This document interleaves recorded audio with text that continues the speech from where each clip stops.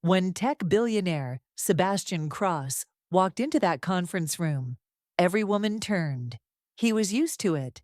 But when his eyes met hers across the boardroom table, something shifted. For the first time in his life, he was the one left speechless.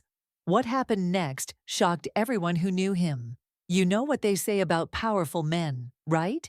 They get whatever they want, whenever they want it. Money, influence, women throwing themselves at their feet. But what happens when a man who's never been told no suddenly meets the one person who couldn't care less about his billions? What happens when the hunter becomes the hunted, and everything he thought he knew about control gets flipped upside down? If you've ever wondered what it really takes to humble someone who thinks they're untouchable, you're about to find out. This isn't just another rich guy love story. This is about what happens when privilege meets principle, when arrogance crashes into authenticity, and when a man who built his entire identity on being irresistible discovers he's been living a lie his whole life. I'm about to tell you something that will make you question everything you think you know about power and attraction. Something that proves sometimes the universe has a sense of humor, and karma doesn't always come wrapped in punishment. Sometimes it comes wrapped in the most unexpected teacher you could imagine. So hit that like button right now, because trust me, you're going to want to remember where you heard this story first. Share it with someone who needs to hear that real power isn't about what you can take, it's about what you're willing to give up. And stick around until the end, because the way this unfolds will leave you speechless. Are you ready to see what happens when unstoppable force meets immovable object? Let's dive in. Let me paint you a picture of Sebastian Cross. At 34, this man had turned disrupting entire industries into an art form. Tech billionaire doesn't even begin to cover it. We're talking about someone who could buy a small country before lunch and still have enough left over to fund a space program. But here's the thing about Sebastian that made him different from your average rich guy. He didn't just have money. He had this magnetic presence that made people orbit around him like he was the sun itself. Walking into any room, Sebastian commanded attention without saying a word. 6'2", perfectly tailored suits that probably cost more than most people's cars. And this confidence that seemed to seep from his pores. Women would literally pause mid-conversation when he entered a space. Supermodels, actresses, heiresses, they all followed the same pattern. They'd catch his eye, he'd flash that devastating smile, and within weeks, they'd be draped on his arm at some charity gala or tech conference, looking absolutely smitten. But here's what nobody understood about Sebastian Cross. To him, this wasn't romance. This was a system. A predictable, efficient system where he was always in control. He'd identify his target, deploy his considerable charm, enjoy the conquest, and then move on when things got too complicated or emotional. Clean, simple, no mess. His relationships had expiration dates built in from day one. And somehow, every single woman who entered his world seemed to accept this arrangement, until they didn't.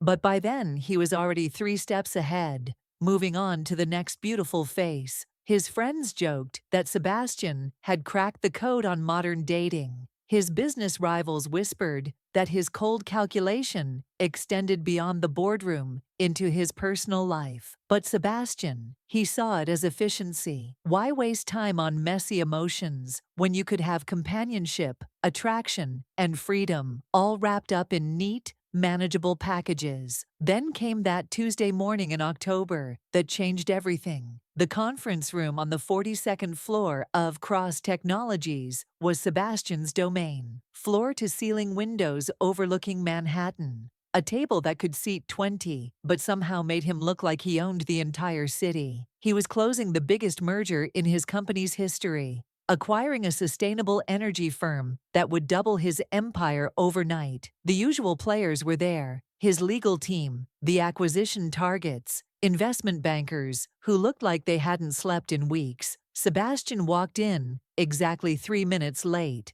because timing was everything, and being slightly late showed he was the most important person in the room. He expected the usual response.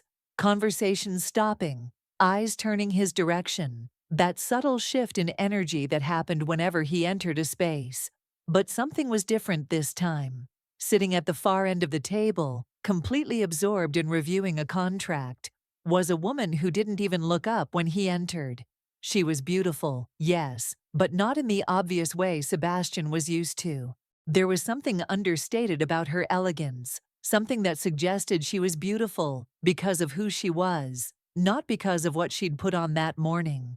Her name was Simone Washington, and she was the lead attorney representing the company he was acquiring. As Sebastian took his seat at the head of the table, he waited for that moment, the one where she'd glance up, maybe smile, maybe show some recognition of who he was and what he represented. It never came. Instead, Simone Washington looked directly at him, with the kind of professional courtesy you'd show any business associate, and said, "Mr. Cross, shall we begin? I'd like to keep this meeting efficient since I have another client at 3.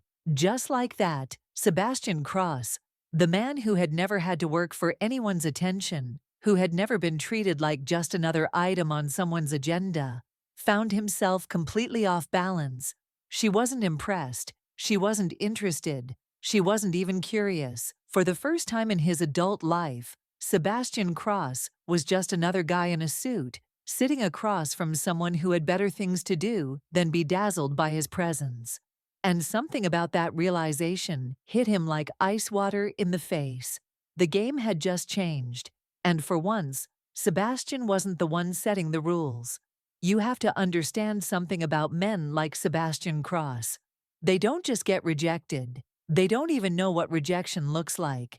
So when that meeting ended and Simone Washington packed up her briefcase, without so much as a lingering glance in his direction, Sebastian experienced something completely foreign to him. Curiosity mixed with something that felt dangerously close to genuine interest.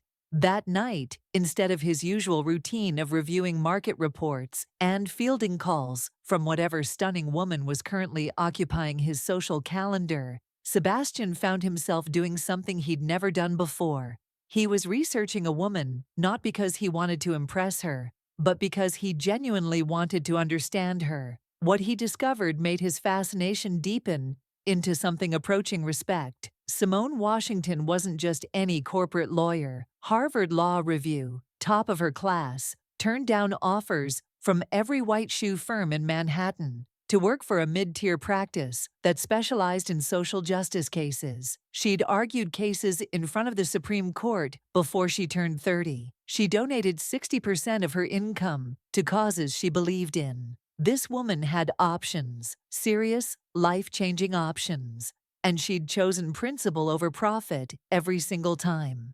Sebastian had built his entire adult life around the assumption that everyone had a price. Everyone wanted something he could provide: money, access, the thrill of being associated with power. But as he dug deeper into Simone's background, an uncomfortable truth began to emerge. She already had everything she wanted, and none of it had anything to do with him. So he did what any rational billionaire would do. He tried to buy her attention. The first gift arrived at her office the next morning, a rare first edition copy of Letter from Birmingham Jail. Something thoughtful, something that showed he'd been paying attention to her civil rights work. It came back that afternoon, with a polite note thanking him, but declining the gift as inappropriate given their professional relationship. The second attempt was subtler. He had his assistant research her favorite restaurant and arrange for the owner to comp her next meal, along with a card saying he hoped she'd had a pleasant evening. She saw right through it and called his office directly. "Mr. Cross," her voice was crisp and professional when his assistant transferred the call. "I don't know what game you think you're playing, but I'm not interested in being anyone's conquest. We completed our business transaction. There's no need for further contact." And she hung up. Most men would have taken the hint. Sebastian Cross doubled down. He started showing up places where he knew she'd be. Not stalking. He wasn't that crude. But strategically appearing at legal conferences, charity events, places where his presence wouldn't seem entirely calculated. Each time, he'd approach with what he thought was his most charming smile. And each time, Simone would be politely, professionally, devastatingly uninterested. The breaking point came 3 weeks later. Sebastian had learned that Simone volunteered at a legal aid clinic in Brooklyn every Saturday morning. He convinced himself that making a significant donation to the clinic would show her his serious intentions, his commitment to the causes she cared about. $50,000, wired anonymously to the Brooklyn Community Legal Center. Except Simone Washington was too smart and too connected not to figure out where sudden windfalls came from. She called him that Saturday afternoon, and for the first time since he'd met her, there was real emotion in her voice. Anger. "How dare you?" she said, and her voice was shaking. "How dare you think you can buy your way into my life through the people I care about? These families don't need your guilt money, and I certainly don't need your charity to prove some point about what a good person you are. Simone, that's not what this was. Just don't. You want to know what I think of men like you, Mr. Cross? You think everything and everyone exists for your entertainment. You think if you throw enough money around, eventually the world will rearrange itself to make you happy. But some things aren't for sale." The line went dead, and Sebastian found himself holding his phone, staring at it like it might explain what had just happened to him. For the first time in his life, he'd been seen completely, and the person looking had found him wanting. After that phone call, most men would have walked away, pride bruised, ego intact, moving on to easier conquests. But Sebastian Cross discovered something unsettling about himself in the days that followed. He couldn't stop thinking about what Simone had said, not just the words, but the way she'd said them, like she could see straight through the carefully constructed image he'd spent decades building, right down to something hollow at the center. For the first time in his adult life, Sebastian looked around his penthouse apartment and felt the silence.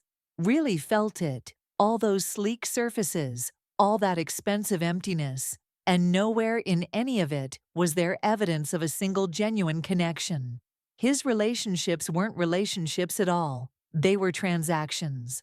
Beautiful, temporary transactions that left everyone satisfied but no one fulfilled. 3 days after Simone hung up on him, Sebastian did something that shocked even himself. He showed up at the Brooklyn Community Legal Center, not with a checkbook, not with flowers, not with any agenda, other than the sudden, desperate need to understand what made someone choose helping strangers over helping themselves. The neighborhood was nothing like the gleaming towers of Manhattan, where Sebastian spent his days. This was real Brooklyn. Cracked sidewalks, corner bodegas, the kind of place where people knew each other's names and everyone's business. The legal center occupied the ground floor of a converted brownstone, and through the window, Sebastian could see Simone at a folding table, explaining something patiently to an elderly Latina woman who was crying. He almost turned around, almost got back in his car, and returned to his world where everything made sense and everyone wanted something from him. But something about the way Simone reached across that table and took the woman's hand stopped him cold. When he walked through the door, every conversation in the small waiting room ceased. Sebastian Cross, in his $1,000 sweater and Italian leather shoes, might as well have been a spaceship that had just landed. But it was Simone's expression that hit him hardest. Not anger this time, but something that looked almost like disappointment. "What are you doing here?" she asked, stepping away from her client. "I want to help." Help with what? And that's when Sebastian realized he had no idea. He'd never volunteered for anything in his life, never done work that didn't somehow benefit his bottom line, never spent time with people who couldn't do anything for him in return. "I don't know," he said, and the honesty of it surprised them both. "I just know that what you said the other day was right, and I want to understand what I'm missing." Simone studied his face for a long moment, looking for the catch, the angle, the inevitable reveal that this was just another elaborate play for her attention. When she didn't find it, something in her expression softened just slightly. Fine, she said. There's a filing system that needs organizing in the back room. Think you can handle alphabetical order? For the next 4 hours, Sebastian Cross, the man who commanded rooms full of executives, who made decisions that affected thousands of jobs, who had literally never done his own filing, sat on the floor of a cramped back office, sorting through case files and intake forms. His back ached, his expensive clothes got dusty, his hands got paper cuts, and something strange happened. As he read through these files, stories of evictions and wage theft, immigration nightmares, and custody battles, Sebastian began to understand something he'd never grasped before. These weren't abstractions. These were real people facing problems that couldn't be solved with money or influence or charm. They needed someone to care enough to fight for them, someone to stand between them and a system that was rigged against them from the start. When Simone found him still there at 6 o'clock, surrounded by neat stacks of organized files, she looked genuinely surprised. "I thought you would have left hours ago," she said. "Mrs. Rodriguez," Sebastian said, holding up a file. "The landlord is trying to evict her because she complained about the heat not working. Is that legal?" And for the first time since he'd met her, Simone Washington smiled at him. Not the polite, professional smile she'd been giving him for weeks, but something real and warm and entirely unguarded. "No," she said. "It's not legal at all. Want to help me figure out how to stop it?" Everything changed the morning Sebastian's assistant walked into his office with a stack of newspapers and a face that looked like she'd rather be anywhere else in the world. The headlines were brutal. Tech billionaire's midlife crisis. Sebastian Cross goes slumming in Brooklyn. Is love making Cross soft? But it wasn't just the tabloids. The Wall Street Journal ran a piece questioning his focus. Forbes wondered if his charitable phase signaled instability in his leadership. His stock price dropped 3 points before lunch, and by afternoon, his phone was ringing non-stop, with board members demanding explanations. The worst part wasn't the public scrutiny. It was realizing how easy it had been for the media to reduce everything he'd discovered about himself to a punchline. 3 months of the most genuine work he'd ever done, dismissed as a rich man's whim. 3 months of learning what it felt like to care about something bigger than himself, turned into gossip column fodder. That evening, the board called an emergency meeting. 12 faces around his conference table, each one reflecting the same mixture of concern and barely contained frustration. These were people who'd made billions betting on Sebastian's ruthless focus, his ability to see every angle and capitalize on every opportunity. What they saw now looked dangerously like distraction. "Sebastian," said Margaret Chen, the board's longest-serving member, "we need to talk about optics. Your recent activities are raising questions about your commitment to this company." "My commitment hasn't changed," Sebastian said. But even as he said it, he knew it wasn't entirely true. "Hasn't it?" This from David Kellerman, his former mentor and current pain in the ass. "You've missed 3 major client meetings this month. Your assistant says you're unavailable every Saturday. The Singapore deal fell through because you weren't paying attention to the details." The Singapore deal. Sebastian had forgotten about it entirely, too focused on helping Simone prepare for a housing discrimination case that would probably save one family from eviction. In the old calculation of his life, that trade-off would have been insane. Now it felt like the only sane thing he'd done in years. "We're not asking you to choose," Margaret continued, her voice carefully measured. "We're just asking you to remember what built this empire. Focus, priorities, the killer instinct that made you who you are." But Sebastian was barely listening, because his phone was buzzing with a text from Simone. "We need to talk. Can you come by the center?" He found her in the same back room where he'd spent countless Saturday mornings. But she wasn't organizing files. She was packing up her things, and her face was streaked with tears she was trying hard to hide. "They offered me a partnership," she said without looking up. "Kelman, Stryker, and Associates.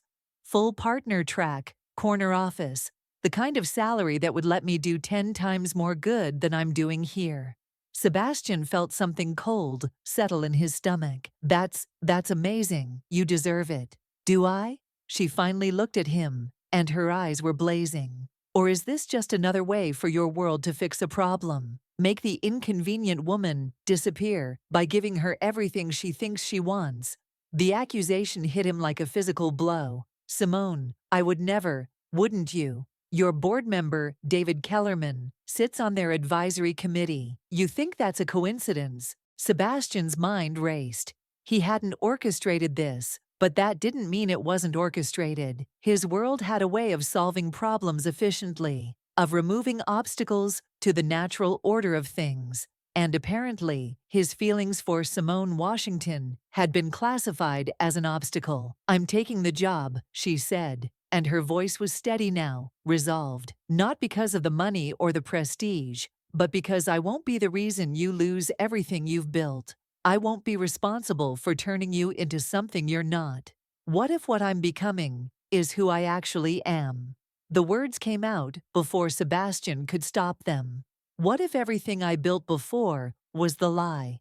Simone's face crumpled then, just for a moment, before she pulled herself back together. Then you'll figure that out without me, because I won't be the experiment that proves whether Sebastian Cross can really change.